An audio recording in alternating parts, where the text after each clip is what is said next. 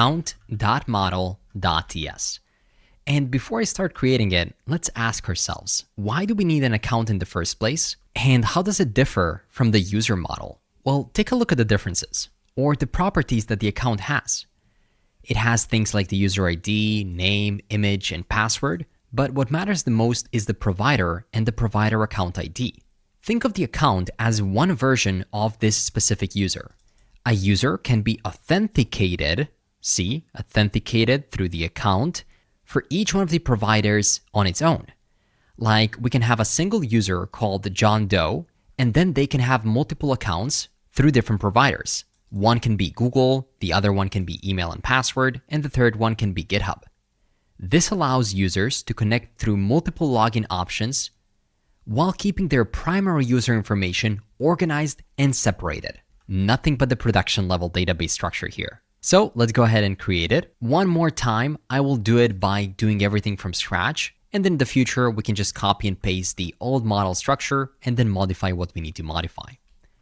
So let's get started by creating a new account schema and make it equal to a new schema coming from Mongoose, to which we need to pass different properties that define this schema, such as the user ID, which is going to be equal to type, which is equal to schema.types.objectID, and it'll be a reference to the user. So we can say ref to user, and it will be a required because we must have a user in order to have its user account.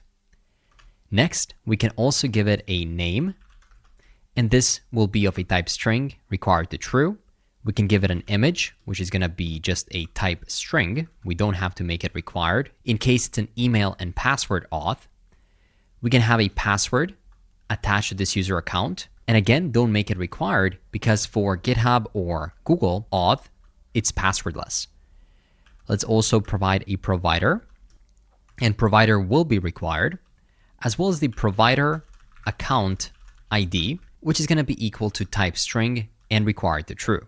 Exactly the properties that we have right here. Now, of course, you can create a type for this account schema. That's going to look something like this. Export interface, iAccount, and then you can define all those properties. Like user ID is not going to be a string, rather it'll be a types coming from mongoose.objectID. Next, we have a name of string, image, which is optional of a type string, password, also optional of a type string, provider is going to be a string, but you could also make it an enum, which could mean Google, Facebook, GitHub, etc. And then the provider account ID, which is a string. And now we can say that the schema has to follow this specific iAccount interface.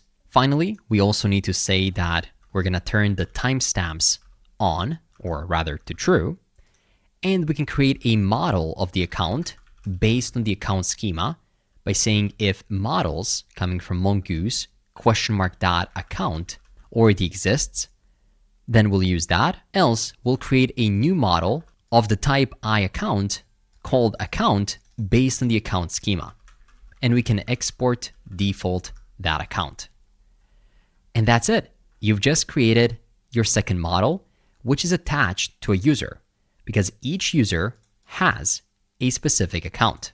Let's go ahead and commit it by saying implement account model, commit, and sync. Great work.